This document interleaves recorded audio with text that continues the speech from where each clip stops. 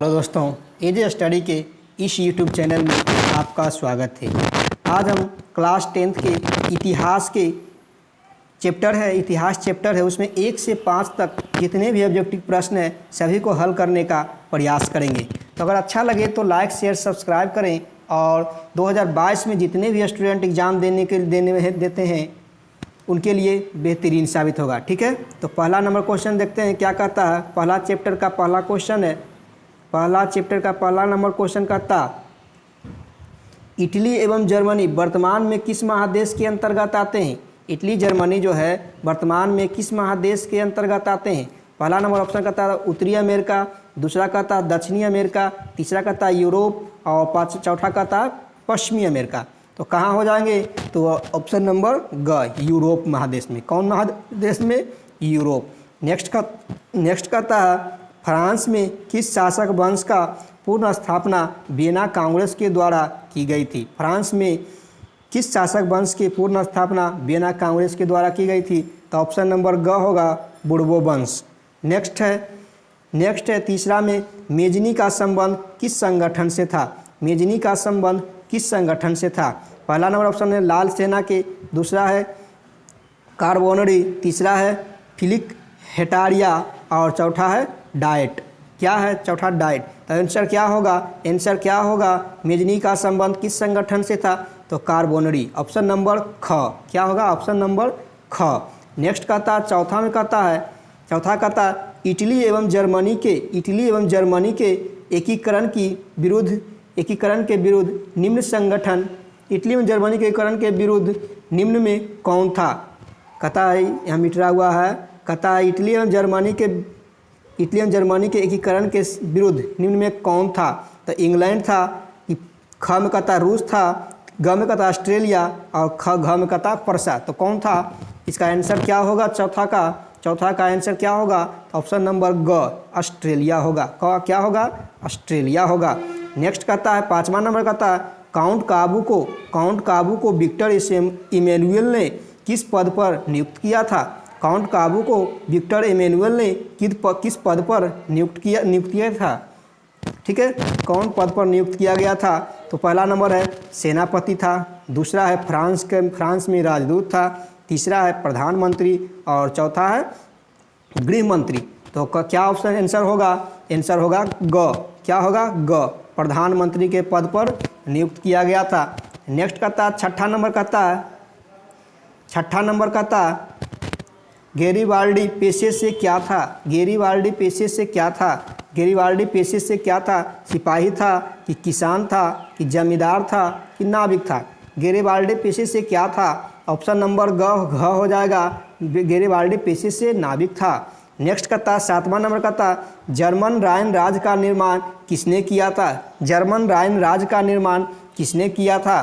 तो आंसर क्या होगा, पहला नंबर कहता है लुई 18वां, नेपोलियन बोनापार्ट, नेपोलियन तृतीय और घ में कहता है बिस्मार्क। तो कौन आंसर होगा, सातवां का आंसर क्या होगा, सातवां का आंसर नेपोलियन बोनापार्ट हो जाएगा। ऑप्शन नंबर ख, ऑप्शन नंबर ख। ठीक है दोस्तों, नेक्स्ट देखते हैं आगे क्या कहता है। आगे आठवां नंबर है, आठवां नंबर मिटरा हुआ है ना। कहता है जालबेरीन एक संस्था थी। जालबेरीन जो है एक संस्था थी। ठीक है, तो किस चीज़ की संस्था थी ये बताना है। क्रांतिकारियों की थी, व्यापारियों की थी, विद्वानों की थी, पादरी समताओं की थी। किसकी थी, जालबेरीन किसकी संस्था थी। तो जालबेरीन व्यापारियों की संस्था थी। ऑप्शन नंबर ख, ऑप्शन नंबर ख। नेक्स्ट कहता है नंबर कहता है रक्त एवं लौह की नीति का अवलंबन किसने किया था। रक्त एवं लौह की नीति का अवलंबन किसने किया था। मेजनी ने। ऑप्शन नंबर का कहता है मेजनी, दूसरा में कहता है हिटलर, तीसरा में कहता है बिस्मार्क, चौथा कहता है विलियम प्रथम। कौन किए थे, विलियम प्रथम कि मेजनी कि बिस्मार्क कि हिटलर, कौन किए थे। तो ऑप्शन नंबर हो जाएगा ग, बिस्मार्क। कौन किए थे, बिस्मार्क। कौन किए थे, बिस्मार्क। नेक्स्ट कहता है फ्रैंकफर्ट की संधि कब हुई। नेक्स्ट कहता है 10वां नंबर फ्रैंकफर्ट की संधि कब हुई। इसमें कहता 1864 में हुई कि 1866 में हुई, कि 1870 में हुआ, कि 1871 में हुआ? कौन सा होगा? तो ऑप्शन नंबर घ होगा 1871 में। फ्रैंकफर्ट की संधि कब हुई? 1871 में। नेक्स्ट कहता है 11 नंबर कहता है 11 नंबर कहता है यूरोप वासियों के लिए किस देश का साहित्य एवं ज्ञान विज्ञान प्रेरणा स्रोत रहा? कहता है यूरोप वासियों के लिए किस देश का साहित्य एवं ज्ञान विज्ञान प्रेरणा स्रोत रहा? तो ऑप्शन कहता है जर्मनी का, दूसरा कहता है यूनान का, तीसरा कहता है तुर्की, चौथा कहता है इंग्लैंड। कौन सा होगा? तो एग्जाम में ऑप्शन होगा इसमें यूनान, ऑप्शन नंबर ख। क्या होगा? यूनान, ऑप्शन नंबर ख। नेक्स्ट कहता है 12 नंबर कहता है 1829 ईस्वी में एड्रियानो पूल की संधि किस देश के साथ हुई थी? 1829 ईस्वी में एड्रियानो पूल की संधि किस देश के साथ हुई थी? तो कौन देश के साथ हुई थी? तो इसमें हो जाएगा तुर्की। किसके साथ हुई थी? तुर्की के साथ हुई थी।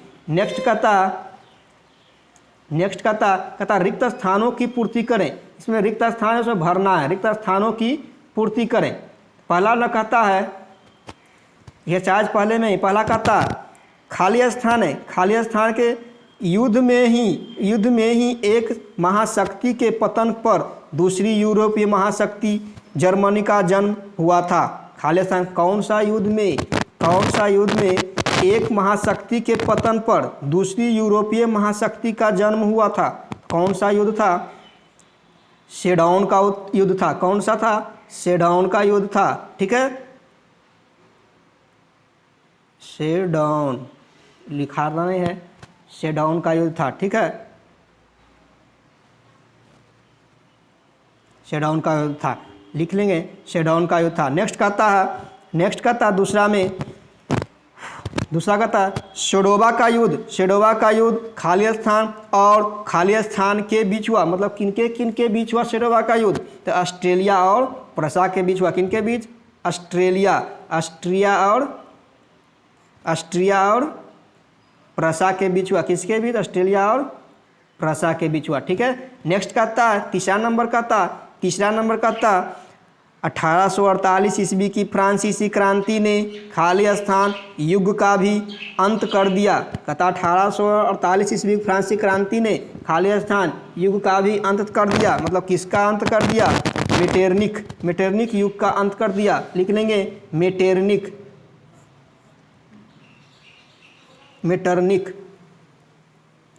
युग का अंत कर दिया, लिख लेंगे अपने से। ठीक है, चौथा नंबर कहता वेटिकन सिटी के राजमहल जहाँ खाली स्थान रहते थे वो जो इटली के खाली स्थान से बचा रहा।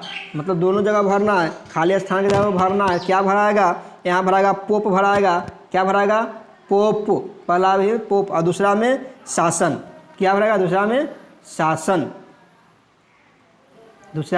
शासन। नेक्स्ट आएगा 5वां नंबर कहता है, 5वां में क्या कहता है? यूनान को एक स्वतंत्र राष्ट्र घोषित करने के लिए बवेरिया के शासक खाली स्थान को वहाँ का राजा घोषित किया गया।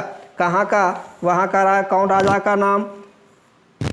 ओटो को वहाँ का राजा घोषित किया। किसका? क्या है? ओटो। क्या है? ओटो। ठीक है, आपका छठा में कहता है, छठा कहता हंगरी की राजधानी कहाँ है? हंगरी की राजधानी बुडापेस्ट है। कहाँ है? बुडापेस्ट है, लिख लेंगे बुडापेस्ट है। हंगरी की राजधानी बुडापेस्ट है। ठीक है, नेक्स्ट देखते हैं।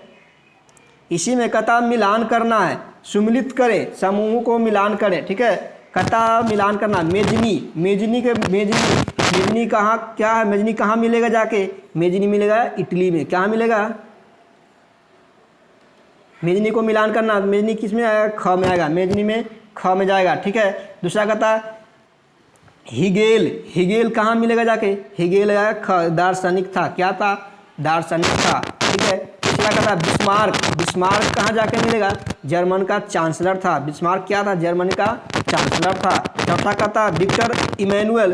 विक्टर इमैनुअल क्या था? राजनैतिक था, राजनैतिक था। ठीक है, विक्टर इमैनुअल राजनैतिक। फिर से सुन लेंगे, पहला के हो जाएगा ख, दूसरा के हो जाएगा, पहला के ख, दूसरा के क, तीसरा के घ और चौथा के ग। ठीक है, नेक्स्ट देखते हैं,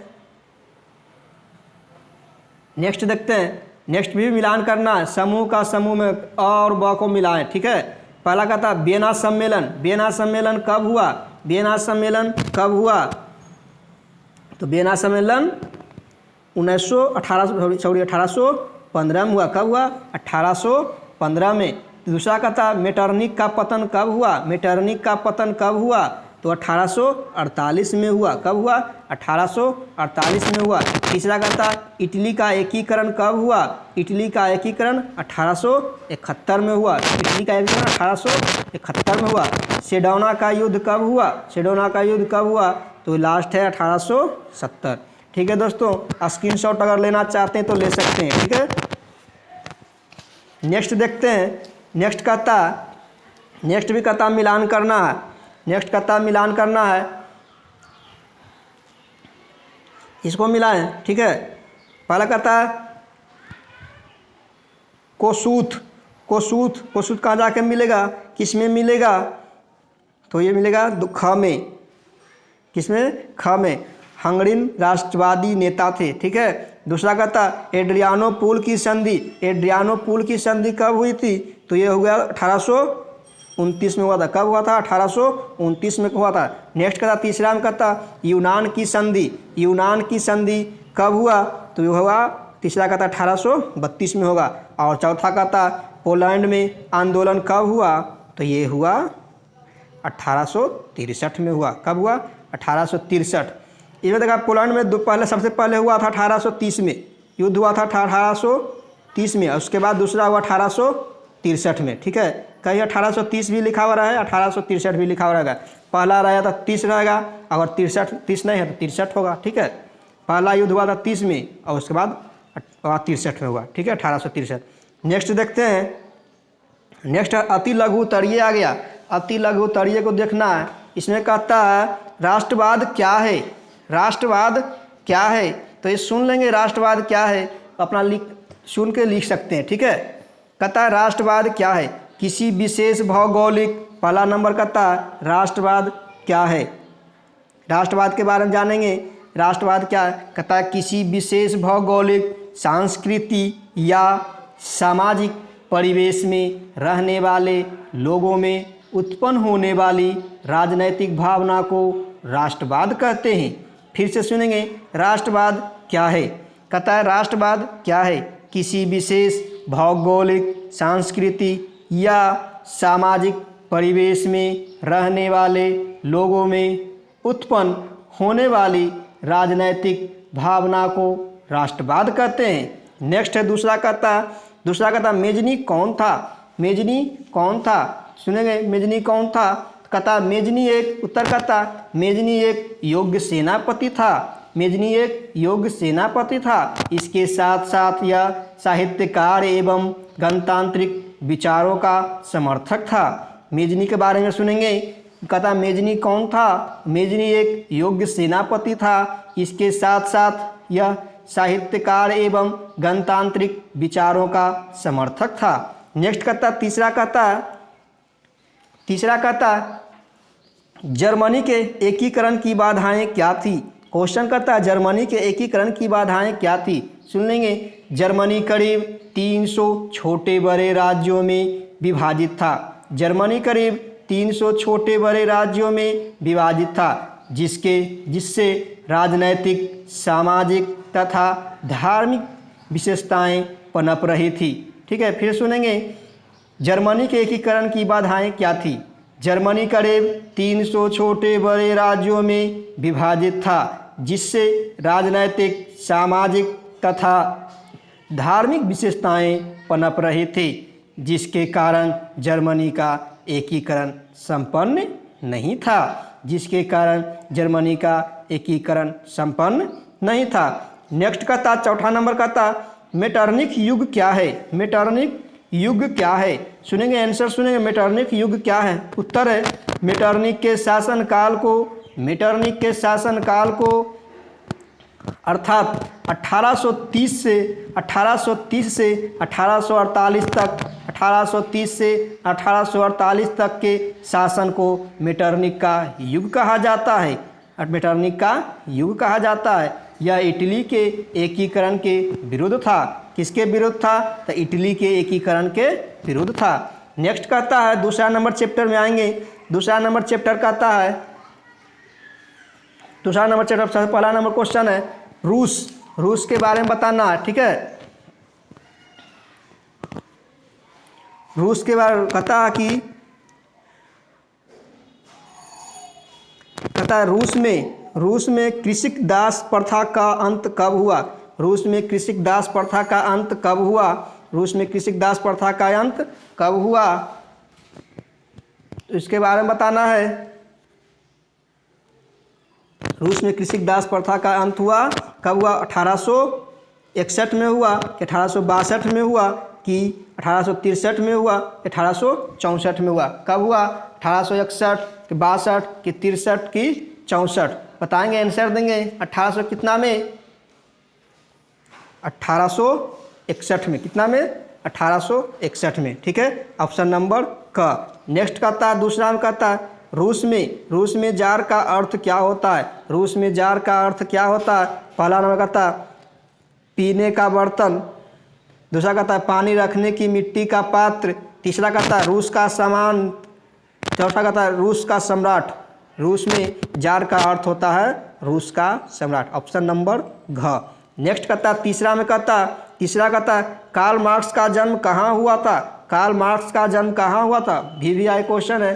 कार्ल मार्क्स का जन्म कहाँ हुआ? तो जर्मनी में हुआ। कहाँ हुआ? जर्मनी में हुआ। ऑप्शन नंबर ख। ऑप्शन नंबर ख। नेक्स्ट कहता है, चौथा कहता समाजवादी शासन का पहला प्रयोग कहाँ हुआ? समाजवादी शासन का पहला प्रयोग कहाँ हुआ? पहला प्रयोग कहाँ हुआ?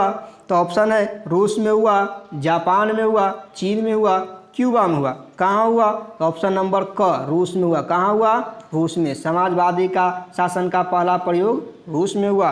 पांचवा कहता है यूटोपियन समाजवादी कौन था? यूटोपियन समाजवादी कौन था? ठीक है, यूटोपियन समाजवादी कौन था? लुई क्लाउन था, सेंट साइमन था, ग में कहता कार्ल मार्क्स था, घ में कहता रॉबर्ट ओवेन था।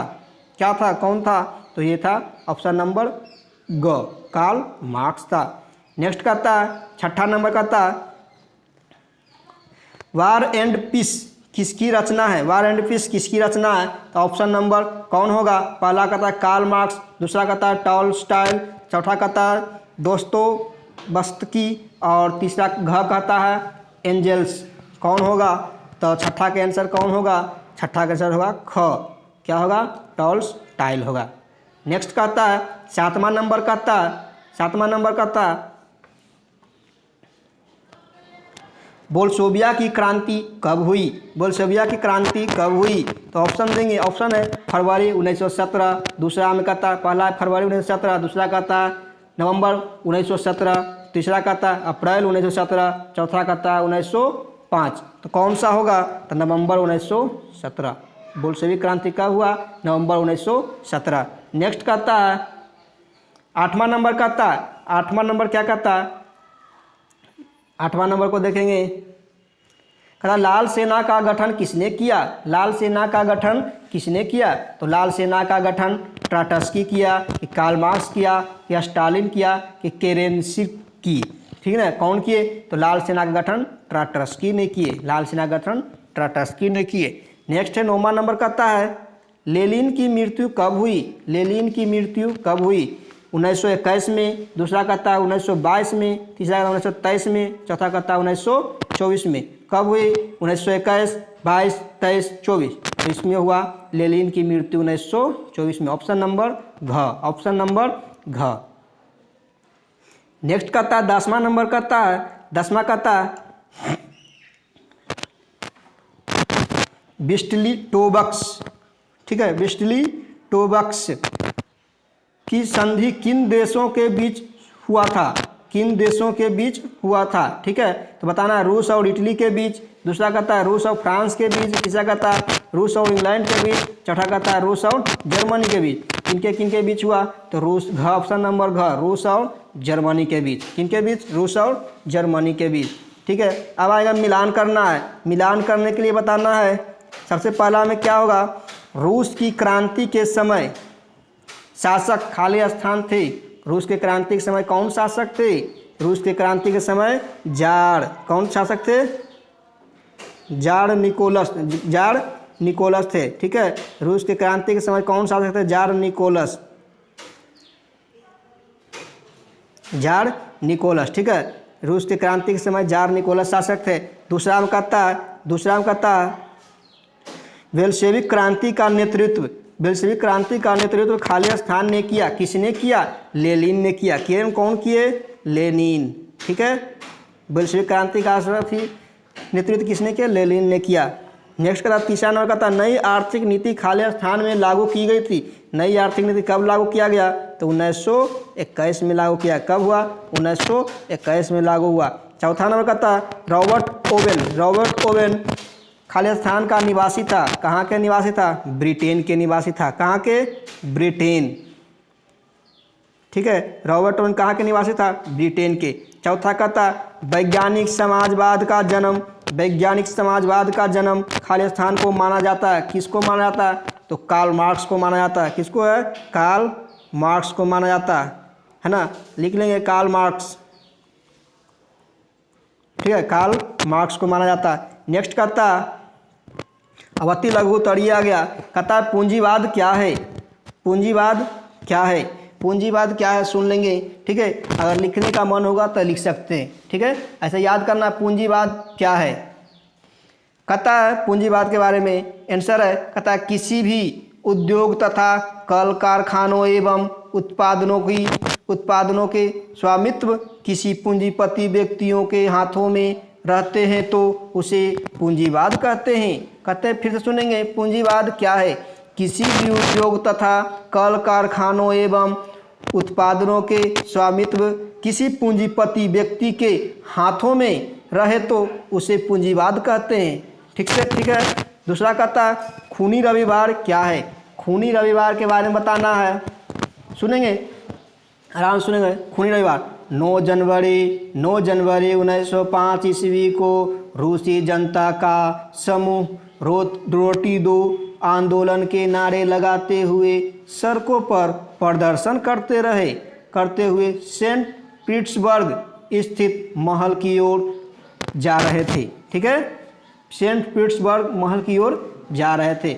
उसी समय जार के सेनाओं ने उन निहत्थों पर गोलियां बरसा दी, जिससे हजारों आंदोलनकर्मियों की मृत्यु हो गई। यह दिन रविवार का दिन था, इसीलिए इसे खूनी रविवार कहा जाता है।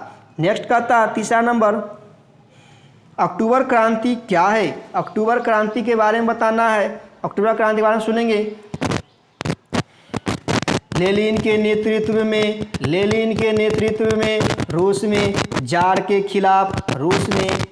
के खिलाफ एक योजना बनाई गई जिसमें पेट्रोग्राद के रेलवे स्टेशन, बैंक, डाकघर, टेलीफोन बूथ, कचहरी तथा अन्य सरकारी भवनों पर अधिकार कर लिया गया, जिसे अक्टूबर की क्रांति के नाम से जाना जाता है। ठीक है, नेक्स्ट सुनेंगे, सर्वहारा वर्ग किसे कहते हैं? सुनेंगे, आंसर कहता है रूसी समाज का ऐसा वर्ग जिसके अंतर्गत किसान, मजदूर तथा आम गरीब आदमी आते तो हैं, उसे सर्वहारा वर्ग कहते हैं। फिर से सुनेंगे, सर्वहारा वर्ग किसे कहते हैं? रूसी समाज का ऐसा वर्ग जिसके अंतर्गत किसान, मजदूर तथा आम गरीब आदमी आते हैं, उसे सर्वहारा वर्ग कहते हैं। नेक्स्ट सुनेंगे, 5वां नंबर कहता है क्रांति से पूर्व रूसी सेना क्रांति से पूर्व रूसी किसानों की स्थिति कैसी थी? क्रांति से पूर्व रूसी किसानों की स्थिति कैसी थी?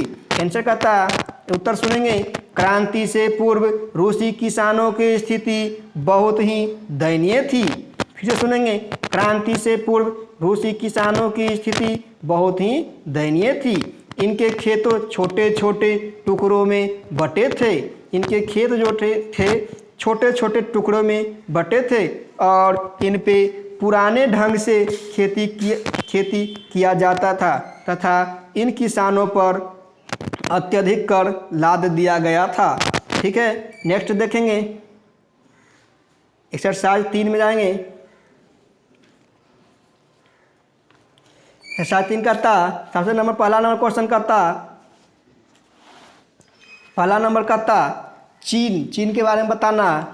ठीक है, हिंद चीन क्षेत्र में कौन सा देश आता है? हिंद चीन क्षेत्र में कौन सा देश आता है? ठीक है, तो कौन सा देश आएगा?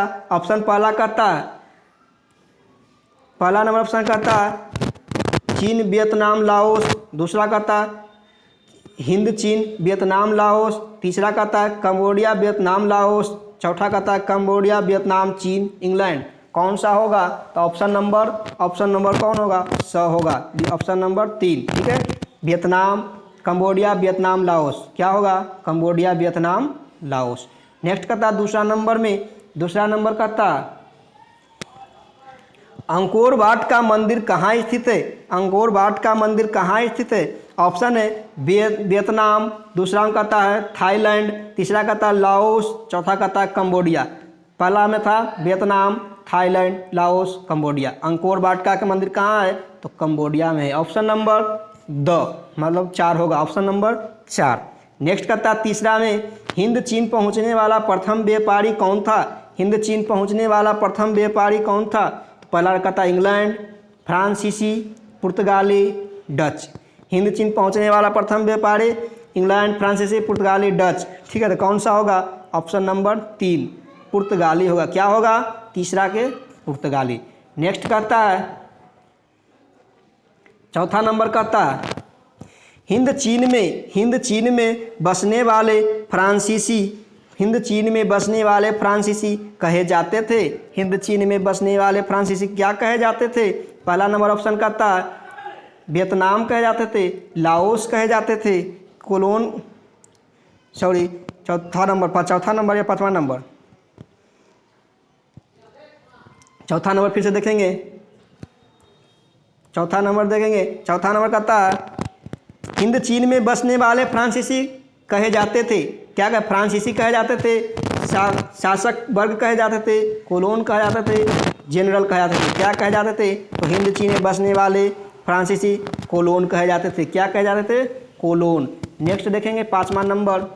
पांचवा कहता है नरोत्तम सिंहानुक कहाँ के शासक थे? नरोत्तम सिंहानुक कहाँ के शासक थे? तो वियतनाम के, लाओस के, थाईलैंड, कंबोडिया के। कहाँ के थे? Vietnam, Laos, Thailand, Cambodia. तो कहाँ के? कंबोडिया के थे। ऑप्शन नंबर 4 क्या होगा? कंबोडिया। नेक्स्ट देखेंगे छठा नंबर कहता, छठा नंबर क्या कहता देखेंगे। छठा कहता द हिस्ट्री ऑफ द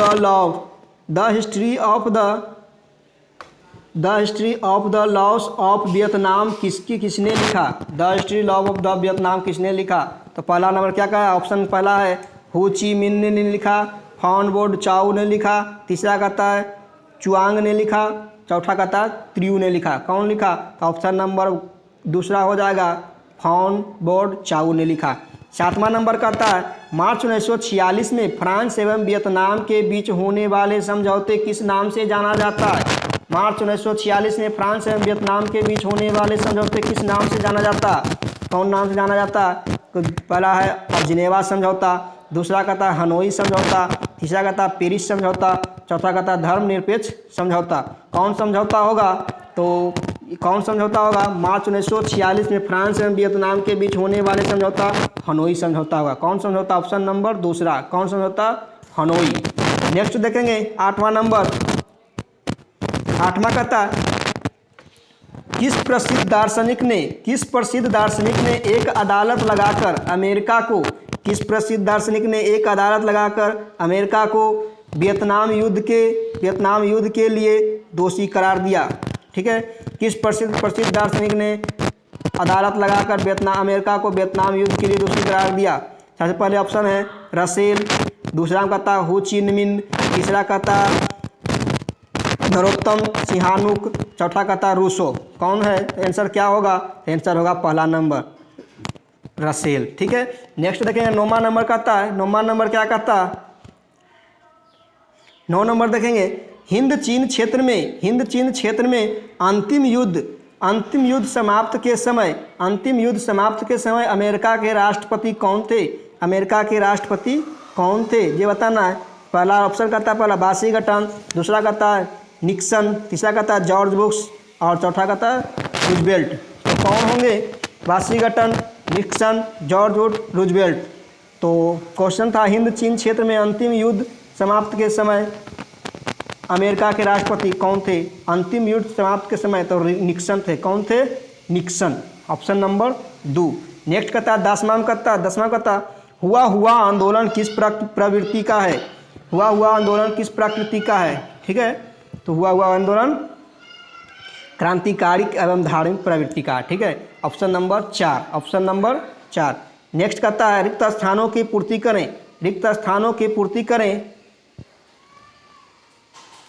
पहला कहता 12वीं शताब्दी में राजा सूर्यवर्मन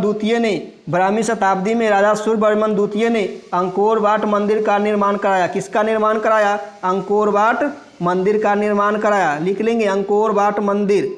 ठीक है, अंकोर वाट मंदिर है ना, अंकोर वाट मंदिर का निर्माण कराया। दूसरा में कहता जिन खालिस्तान समझौता ने पूरे वियतनाम को 2 हिस्सों में बांट दिया। कौन समझौता? जिनेवा समझौता। कौन समझौता? जिनेवा समझौता ने पूरे विश्व को 2 हिस्सों में बांट दिया।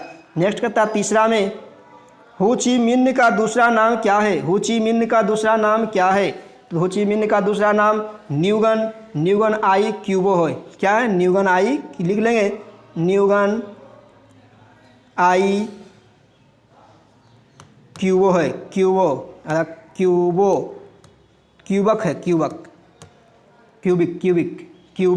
क्यूबिक न्यूगन आई क्यूबिक। ठीक है, नेक्स्ट चौथा देखेंगे दिएन बिएन फू के युद्ध में फ्रांसीसी बुरी तरह से पराजित हुआ। यहाँ फ्रांसीसी भराएगा। दिएन बिएन फू के युद्ध में खालिस्तान बुरी तरह पराजित हुआ। कौन हुआ? फ्रांसीसी लिखेगा इसमें। क्या भराएगा? फ्रांसीसी।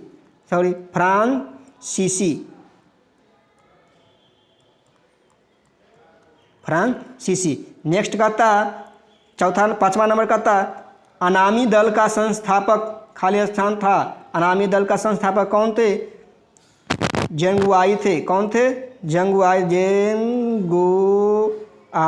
ठीक है, जेंगुआई थे। कौन थे? जेंगुआई। नेक्स्ट कहता है एक्सरसाइज 4 में कहता एक्सरसाइज 4 कहता 4 में देखेंगे सबसे पहला नंबर क्वेश्चन कहता एक्सरसाइज 4 है। ठीक है, एक्सरसाइज 4 है ना। पहला नंबर क्वेश्चन कहता गदर पार्टी की स्थापना किसने की थी? किसने और कब की? मतलब दोनों चीज़ बताना, किसने किया और कब किया, दोनों बताना। गदर पार्टी की स्थापना किसने की और कब की? पहला ऑप्शन पहला कहता गुरदयाल सिंह 1916 में, चंद्रशेखर आज़ाद 1920 में, लाला हरदयाल 1913 में, सोहन सिंह भाखना 1918 में। तो कौन हो सकते हैं? तो लाला हरदयाल 1913। कौन होंगे? लाला हरदयाल 1913। नेक्स्ट कहता दूसरा नंबर जलियांवाला बाग हत्याकांड किस तिथि को हुआ? जलियांवाला बाग हत्याकांड किस तिथि को हुआ? पहला कहता 13 अप्रैल 1919, दूसरा कहता 14 अप्रैल 1919, तीसरा कहता 15 अप्रैल 1919, चौथा कहता 16 अप्रैल 1919। तो कब हुआ? 13 अप्रैल 1919। ऑप्शन नंबर पहला 13 अप्रैल 1919। नेक्स्ट कहता है तीसरा नंबर कहता है लखनऊ समझौता कब हुआ। लखनऊ समझौता कब हुआ। पहला कहता 1916 के, या 1918 के, या 1920 में, या 1922 में। तो कब हुआ 1916। चौथा नंबर देखें असहयोग आंदोलन। असहयोग आंदोलन का प्रस्ताव कांग्रेस के किस अधिवेशन में पारित हुआ। असहयोग आंदोलन का प्रस्ताव कांग्रेस के किस अधिवेशन में पारित हुआ। पहला था सितंबर 1920 कलकत्ता अधिवेशन, दूसरा का था अक्टूबर 1920 अहमदाबाद अधिवेशन, तीसरा का था नवंबर 1920 फैजपुर अधिवेशन, चौथा का था दिसंबर 1920 नागपुर अधिवेशन। कौन अधिवेशन होगा। सितंबर 1920 कोलकाता अधिवेशन। ऑप्शन नंबर क क्या होगा। ऑप्शन नंबर क पहला नंबर ऑप्शन होगा। नेक्स्ट का था पाँचवा में भारत में खिलाफत आंदोलन कब और किस देश के शासक के समर्थन से हुआ। भारत में खिलाफत आंदोलन कब और किस देश के शासक के समर्थन से हुआ। तो पहला तुर्की 1920 के शासक समर्थन से, दूसरा 1920 अरब, तीसरा 1920 फ्रांस, चौथा 1920 जर्मनी। देखें सब में 1920 है, खाली देश का अंतर है। तो क्या होगा तुर्की 1920। तुर्की 1920 option number 1। Option number 1। Next कहता छठा नंबर कहता वियना सविनय अवज्ञा आंदोलन कब और किस यात्रा से शुरू हुआ। सविनय अवज्ञा आंदोलन कब और किस यात्रा से शुरू हुआ। पहला कहता 1920 भुज, दूसरा कहता 1930 अहमदाबाद, तीसरा कहता 1930 डांडी और चौथा कहता 1930 एल्बा। तो कौन सा होगा। ऑप्शन नंबर 3 डांडी 1930। क्या होगा डांडी 1930। नेक्स्ट कहता सातवां नंबर पूर्ण स्वराज की मांग का प्रस्ताव कांग्रेस के किस वार्षिक अधिवेशन में पारित हुआ। पूर्ण स्वराज की मांग का प्रस्ताव कांग्रेस के किस वार्षिक अधिवेशन में पारित हुआ। पहला कहता 1929 लाहौर अधिवेशन, दूसरा कहता 1931 कराची अधिवेशन, तीसरा कहता 1933 कोलकाता अधिवेशन, चौथा कहता 1937 बेलगांव अधिवेशन। कौन अधिवेशन था। तो 1929 लाहौर अधिवेशन। ठीक है 1929 लाहौर अधिवेशन।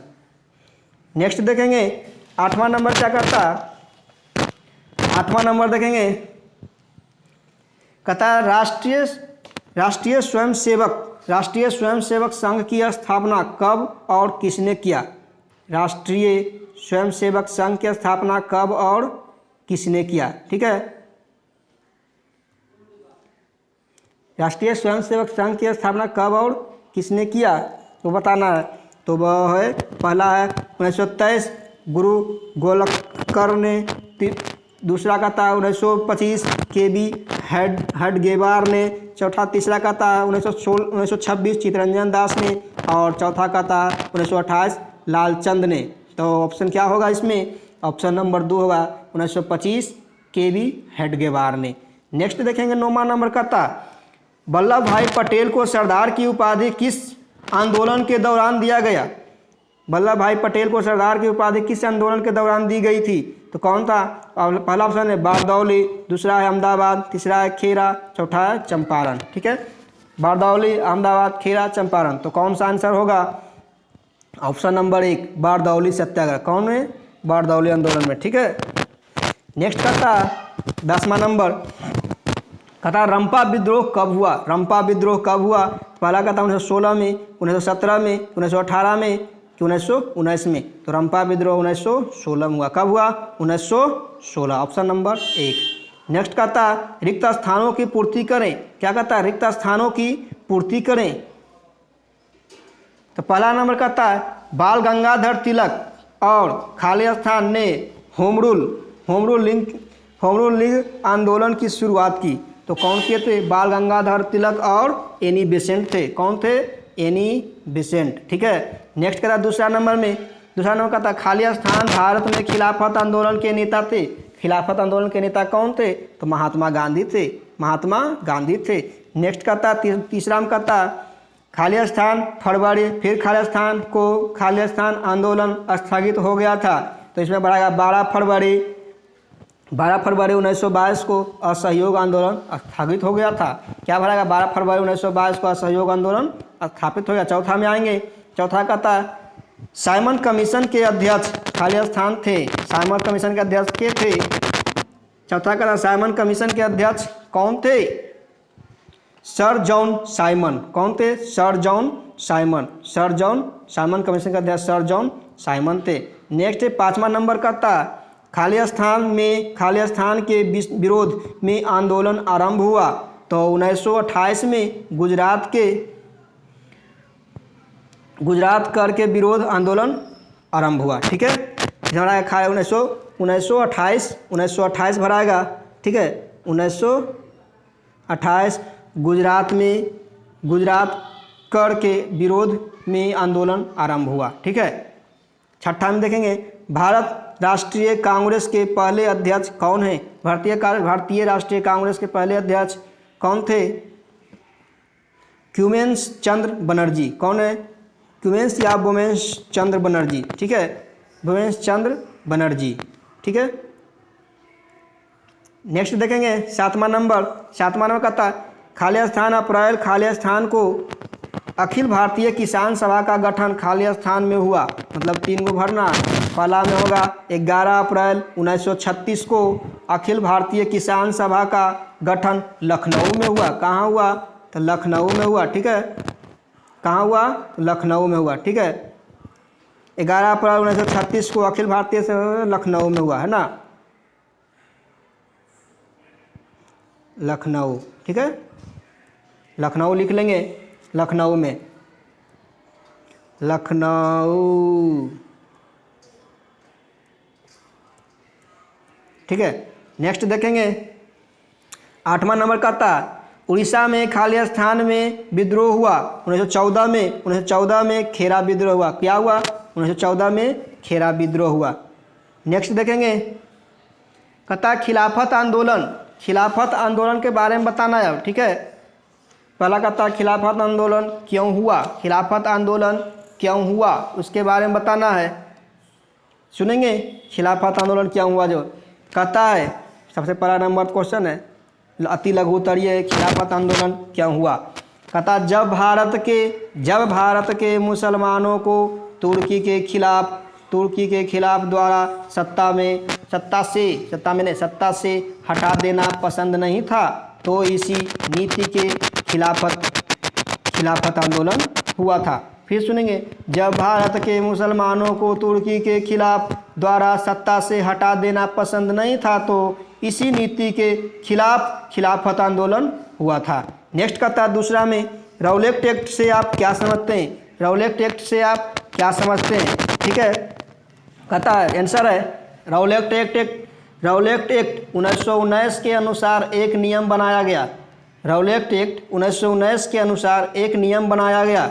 ठीक है, जिसमें किसी भी भारतीय को बिना आंदोलन में मुकदमा चलाए ही जेल में बंद किया जा सकता। जिसमें किसी भी भारतीय को मुकदमा चलाए ही जेल में बंद किया जा सकता। नेक्स्ट है तीसरा नंबर का था दांडी यात्रा का उद्देश्य क्या था। दांडी यात्रा का उद्देश्य क्या था। आंसर सुनेंगे दांडी यात्रा का मुख्य उद्देश्य यह था कि फिर सुने दांडी यात्रा का मुख्य उद्देश्य यह था कि सरकार द्वारा बनाए गए नमक कानून को नमक बनाकर उल्लंघन करना था। ठीक है, दांडी यात्रा का उद्देश्य क्या था। दांडी यात्रा का मुख्य उद्देश्य यह था कि सरकार द्वारा बनाए गए नमक कानून को नमक बनाकर उल्लंघन करना था। नेक्स्ट चौथा नंबर देखेंगे। चौथा कहता गांधी इरविन पैक्ट अथवा दिल्ली समझौता क्या था। चौथा कहता गांधी इरविन पैक्ट अथवा दिल्ली समझौता क्या था। तो आंसर है जब सबने अवज्ञा आंदोलन से बाहर होकर सरकार के द्वारा समझौता करनी पड़ी तो इसे ही गांधी इरविन पैक्ट या दिल्ली समझौता कहते हैं। फिर सुनेंगे गांधी इरविन पैक्ट अथवा दिल्ली समझौता क्या है। आंसर है जब सबने अवज्ञा आंदोलन से बाहर होकर सरकार के द्वारा समझौता करनी पड़ी तो इसे ही गांधी इरविन पैक्ट या दिल्ली समझौता कहते हैं। नेक्स्ट सुनेगा पाँचवा का था चंपारण सत्याग्रह का संक्षिप्त विवरण दें। चंपारण सत्याग्रह का संक्षिप्त विवरण दें। तो सुनेंगे कहता बिहार के चंपारण जिले में किसानों पर नील की खेती करने के लिए 3 कठिया पत्ती यानी 3/20 लागू की गई थी, जिससे किसानों की स्थिति बहुत दयनीय हो गई थी। इसी समस्या के निवारण हेतु गांधी जी ने एक आंदोलन किया, जिसे चंपारण सत्याग्रह आंदोलन कहते हैं। फिर से सुनेंगे, चंपारण सत्याग्रह आंदोलन। कहता बिहार के चंपारण जिले में किसान पर नील की खेती करने के लिए 3 कठिया पत्ती लागू की गई थी, जिससे किसानों की स्थिति बहुत दयनीय हो गई थी। इसी समस्या के निवारण हेतु गांधी जी ने एक आंदोलन किया, जिसे चंपारण सत्याग्रह आंदोलन कहते हैं। नेक्स्ट देखेंगे 5वां नंबर, एक्सरसाइज 5वां देखेंगे। पहला नंबर क्वेश्चन कहता है शिपनिंग। पहला नंबर क्वेश्चन कहता है एक्सरसाइज 5, ठीक है। पहला नंबर क्वेश्चन कहता है शिपनिंग जेनी का आविष्कार कब हुआ? शिपनिंग जेनी का आविष्कार कब हुआ? तो ऑप्शन है 1969 में, दूसरा कहता है 1769 में, 1770 में, कि 1773 में, कि 1775 में। तो कब हुआ था? तो ये हो गया 1770 में। क्या हुआ? 1770 में। नेक्स्ट कहता है दूसरा नंबर, दूसरा कहता है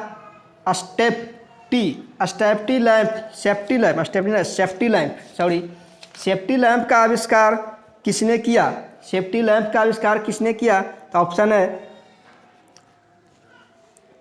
जेम्स हार्ग्रीव्स ने, जॉन ने, क्रैम्पटन ने और हैम्फ्री डेवी ने। किसने किया? किसने किया सेफ्टी लैंप का आविष्कार? तो ऑप्शन नंबर घ, हैम्फ्री डेवी ने किया। क्या किसने किया? हैम्फ्री डेवी ने। नेक्स्ट कहता है तीसरा नंबर कहता है, बम्बई में सर्वप्रथम सूती कपड़ों को मिल की स्थापना कब हुई? बम्बई में सूती कपड़े की सर्वप्रथम मिल की स्थापना कब हुई? ठीक है, तो देखेंगे क्या ऑप्शन क्या है। पहला नंबर 1851 में, दूसरा 1885 में, तीसरा 1907 में और चौथा 1914 में। ठीक है, पहला नंबर 1851, दूसरा 1885, तीसरा 1907 में, चौथा 1914 में। क्या होगा? सूती कपड़ा का स्थापना कब? 1851 में, सबसे पहले 1851 में। ठीक है, नेक्स्ट देखेंगे चौथा नंबर 1917 ईस्वी में भारत में पहली जूट मिल किस शहर में स्थापित किया गया? 1917 ईस्वी में भारत में पहली जूट मिल किस शहर में स्थापित किया गया?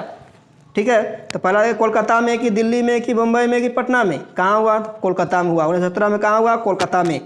नेक्स्ट सुनेंगे 5वां नंबर कहता है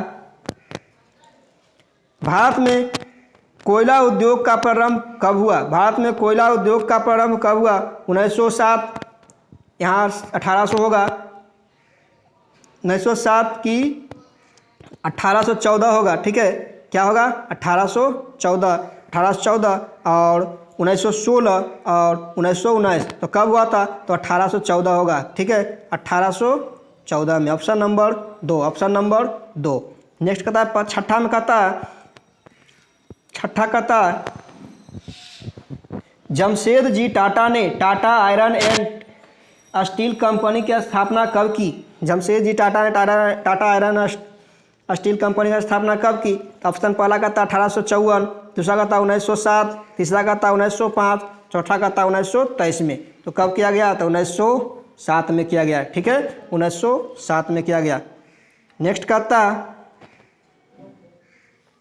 नेक्स्ट कहता पहला नंबर 7वां नंबर कहता भारत में Tata hydro electric power station की स्थापना कब हुआ? भारत में टाटा हाइड्रो इलेक्ट्रिक पावर की स्थापना कब हुआ? ऑप्शन देखेंगे, ऑप्शन है पहला नंबर ऑप्शन है 1910, दूसरा 1951, तीसरा 1955, चौथा 1962। तो कब हुआ था? 1910 में। Option number 1, 1910। ठीक है, नेक्स्ट देखेंगे 8वां नंबर कहता है इंग्लैंड में सभी स्त्री एवं पुरुषों को वास्तव मताधिकार कब प्राप्त हुआ? इंग्लैंड में सभी स्त्री एवं पुरुषों को वास्तव मताधिकार कब प्राप्त हुआ? तो 1838 में, कि 1881 में, कि 1918 में, कि 1932 में। कब हुआ तो 1918 में। Option number 3। इंग्लैंड में कब हुआ? 1918 में। ठीक है, 1918 में इंग्लैंड में हुआ था 1918। तो भारत में मताधिकार कब हुआ था? भारत में हुआ था 1919 में। जो 1919 में फिर उसे जो उस समय 21 वर्ष के लोग दिया करते थे, मत दिया करते थे। फिर 1988 में 62वां संविधान संशोधन के अंतर्गत 18 वर्ष के लोग 1988 में वोट देने का अधिकार प्राप्त हो गया। ठीक है, कौन संविधान संशोधन? 62वां संविधान संशोधन 1988 में 18 वर्ष के लोग वोट दे सकते हैं। और 1919 में 21 वर्ष के लोग भारत में वोट दे सकते थे। और 1918 में इंग्लैंड में मत देने का अधिकार शुरू हुआ। ठीक है, नुमा देखेंगे। नुमा कहता है अखिल भारतीय ट्रेड यूनियन कांग्रेस की स्थापना कब हुआ? अखिल भारतीय ट्रेड यूनियन कांग्रेस की स्थापना कब हुआ? पहला कहता है 1848, 1881 और 1885, 1920। अखिल भारतीय ट्रेड यूनियन की स्थापना 1920 में हुआ। कब हुआ? 1920 में हुआ। नेक्स्ट कहता है 10वां नंबर कहता है भारत के लिए पहला फैक्ट्री एक्ट कब पारित हुआ? भारत के लिए पहला फैक्ट्री एक्ट कब पारित हुआ? तो भारत के लिए पहला फैक्ट्री एक्ट 1881 में पारित हुआ। कब हुआ? 1881 में पारित हुआ। नेक्स्ट कहता देखेंगे रिक्त स्थानों की पूर्ति करना है। रिक्त स्थानों की पूर्ति करें। पहला नंबर कहता सन 1838 ईस्वी में खाली स्थान में चर्चित आंदोलन की शुरुआत हुई थी। किसका हुई थी? ब्रिटेन में चर्चित आंदोलन की शुरुआत हुई थी। दूसरा कहता सन खाली स्थान में मजदूर संघ अधिनियम पारित हुआ। मजदूर संघ अधिनियम कब पारित हुआ? तो हुआ 1926 में हुआ। कब हुआ? 1926 में हुआ। तीसरा कहता न्यूनतम मजदूरी कानून खाली स्थान में ईस्वी में लागू हुआ। न्यूनतम मजदूरी कानून कब हुआ? 1948 में। कब हुआ? 1948 में। चौथा कहता अंतर्राष्ट्रीय श्रमिक संघ की स्थापना कब हुई? अंतर्राष्ट्रीय श्रमिक संघ की स्थापना कब हुई? तो 1920 में हुई। क्या भराएगा? 1920। नेक्स्ट कहता है पाँचवा कहता प्रथम फैक्ट्री एक्ट में महिला एवं बच्चों को खाली स्थान एवं को निश्चित किया जाता है। तो खाली स्थान में क्या भराएगा? काम के घंटे एवं मजदूरी। क्या भराता है? काम के घंटे एवं मजदूरी भराएगा। ठीक है, आगे देखते हैं। कहता सुमेलित करना, मिलान करना। स्पिनिंग जेनिंग कहाँ जाके मिलेगा? किस में मिलेगा? तो स्पिनिंग जेनिंग अंगा में मिलेगा। जेम्स हारग्रिज। ठीक है, नेक्स्ट कहता दूसरा ख में फ्लाइंग शटल किस में मिलेगा? तो जॉन के में मिलेगा। कौन में? जॉन के में। नेक्स्ट कहता है ग में क्या है? पावर लू कहाँ मिलेगा? पावर लू इसमें जाकर मिलेगा ख में। ठीक है, एडमंड कारराइटेड। ठीक है, और घ कहता है बाष्प इंजन कहाँ जाके मिलेगा?